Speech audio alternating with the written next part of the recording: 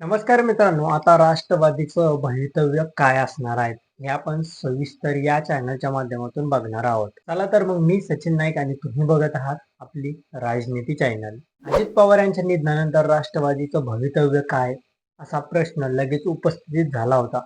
प्रफुल्ल पटेल, सुनील तटकरे, छगन भुजबळ आदी नेत्यांनी पुढाकार घेत पक्षाचे अस्तित्व कायम राहील या दृष्टीने प्रयत्न सुरू केला होता. सुनेत्रा पवार यांची आधी उपमुख्यमंत्रीपदी निवड करण्यात आली. त्यानंतर त्यांची पक्षाच्या राष्ट्रीय अध्यक्षपदी निवड झाली. अजित पवारांच्या पश्चात पक्षाची घडी व्यवस्थित बसेल असे चित्र होते. विलिनीकरणाची शक्यताही मावळली होती.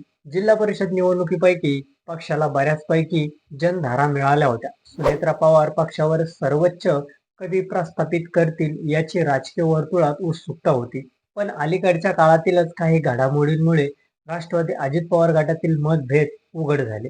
सुनेत्रा पवार व पार्थ पवार विरोधात प्रफुल्ल पटेल, सुनील तटकरे अशी पक्षात उघड विभागणी झाल्याचं बघायला मिळालं. त्यातून पक्षाचं भवितव्य काय हा प्रश्न पुन्हा एकदा उपस्थित झाला होता. सुनेत्रा पवार यांनी निवडणूक आयोगाला पाठवलेल्या पत्रावरून मुख्य वाद निर्माण झाला. त्यात त्यांनी प्रफुल्ल पटेल व सुनील तटकरे यांच्या पदाचा उल्लेखच केला नव्हता.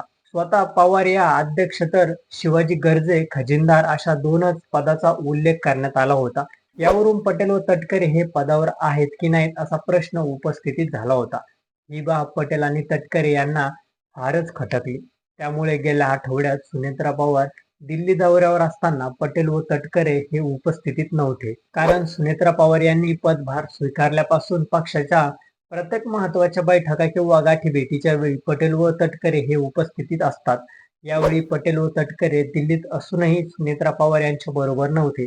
त्यातूनच पक्षात सारं काही आलबेल नाहीत असा अर्थ काढला जाऊ लागला. अजित पवारांच्या निधनानंतर सुनेत्रा पवार यांच्याकडे सारी सूत्रे असली तरी पार्थ पवार यांचे पक्षात प्रस्थ वाढला आहेत. अजित पवार यांच्या कार्यालयातील काही जुन्या सचिवांना नव्या रचनेत स्थान मिळालेले नाहीत. पक्षातील निर्णय प्रक्रियेत पार्थ पवार यांचा शब्द अंतिम होऊ लागला. राज्यसभेची उमेदवारी पार्थ पवार यांनाच देण्यात आली. निवडणूक आयोगाला पाठवलेल्या पत्रामागे पार्थ पवार हेच असल्याचं बोललं जाऊ लागलं. पक्ष प्रफुल्ल पटेल व सुनील तटकरे यांच्या दावणीला बांधला जाऊ नयेत अशी पार्थ पवार यांची इच्छा आहे. यातूनच हा वाद वाढत गेला आहे. अजित पवारांच्या निधनापासूनच सुनेत्रा पवार यांची राष्ट्रीय अध्यक्ष निवड होईपर्यंतच्या काळातील सर्व पत्रव्यवहार ग्राह्य मानू नयेत असं पत्र सुनेत्रा पवार यांच्या स्वाक्षरीने देण्यात आलं असलं तरी त्यामागे पार्थ पवार होते असा पक्षात मत प्रभाव आहेत. पुण्यातील जमीन घोटाळ्यात पार्थ पवार यांना चौकशीत दिलासा मिळाला असला तरी त्यांच्या डोक्यावर टांगती तलवार कायम राहील अशी व्यवस्था भाजपकडून करण्यात आली आहे. पटेल व तटकरे यांची नाराजगी वाढू नयेत म्हणून सुनेत्रा पवार यांनी काहीशी नरमाईची भूमिका घेतली. पार्थ पवार यांनी पटेल व तटकरे यांच्या नेतृत्वाची प्रशंसा करणारे पत्र काढले. राष्ट्रवादीत शरद पवार गटाचे विलिनीकरण हा काळीचा मुद्दा आहे. अजित पवारांच्या निधनानंतर विलिनीकरणाची चर्चा जोरात सुरू झाली होती. अगदी कोणत्या तारखेला विलिनीकरण होणार होते इथपर्यंत मजल गेली होती. प्रफुल्ल पटेल व सुनील तटकरे यांच्या विलिनीकरणाला असलेला विरोध जगजाहीर आहे. त्यातही तटकरे अधिक विरोधात आहेत. शरद पवारांनी विलिनीकरणावर भाषण केलं. महानगरपालिका आणि जिल्हा परिषद निवडणुकांमध्ये काही ठिकाणी दोन्ही राष्ट्रवादी एकत्र लढले होते.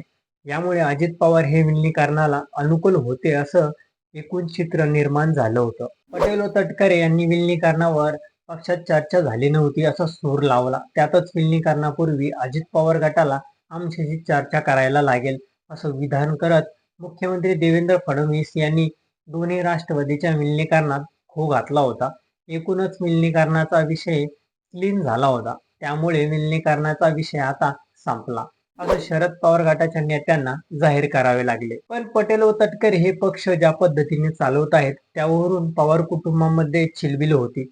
पक्षातील वरिष्ठ नेत्यांच्या म्हणण्यानुसार सुनेत्रा पवार या विलिनीकरणास अनुकूल आहेत. त्यामुळे विलिनीकरणाची चर्चा पुन्हा सुरू झाली आहे. राष्ट्रवादी अजित पवार गटावर भाजपचा पूर्ण रिमोट कंट्रोल असल्याचं जाणू लागलं आहे. पटेल तटकरे जोडगोळी भाजपाला अनुकूल अशी भूमिका घेत आले आहेत. राष्ट्रवादीला कोणताही निर्णय घेण्यापूर्वी आमच्याशी चर्चा करावी लागेल असं संकेत मुख्यमंत्री देवेंद्र फडणवीस यांनी दिले.